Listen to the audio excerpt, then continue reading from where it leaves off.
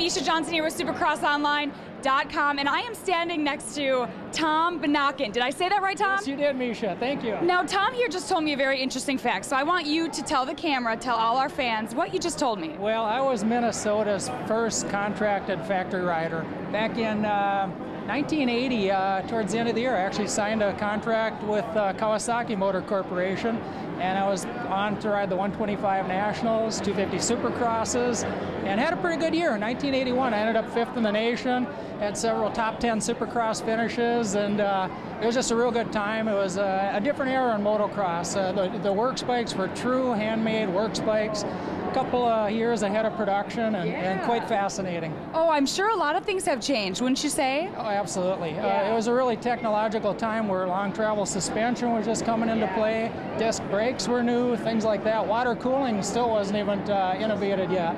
And what do you think about the 4-stroke engines? I don't like the sound, but I love the way they jump anything and everything. Isn't that nice? So now, are you originally from Minnesota? Correct, lived here all my life. I mean, that begs the question. What do you think about Supercross being at the Metrodome after so long?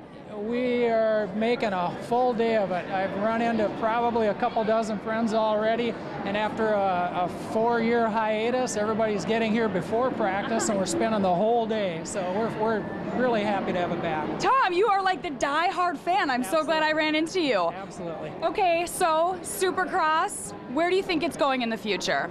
Well, it's getting bigger and bigger, no question about it. Managing it is going to be more and more difficult. The money that's in it is incredible. It'd be kind of nice if the riders had a little bit more of a payout, you know. I mean, the top riders get paid great, but some of these other guys, you know, it's a struggle to survive and get by from race to race, you know. So it'd really be neat to see them dissipate that payout money a little bit better. But to answer your question, I think the sky's the limit.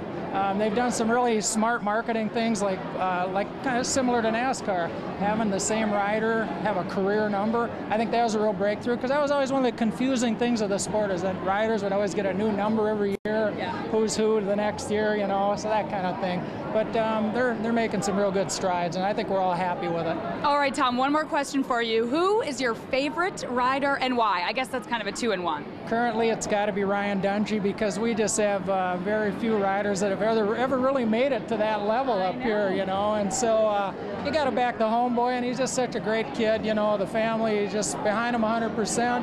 And we just love it. We love to see anybody from Minnesota. We got a couple of guys in there tonight.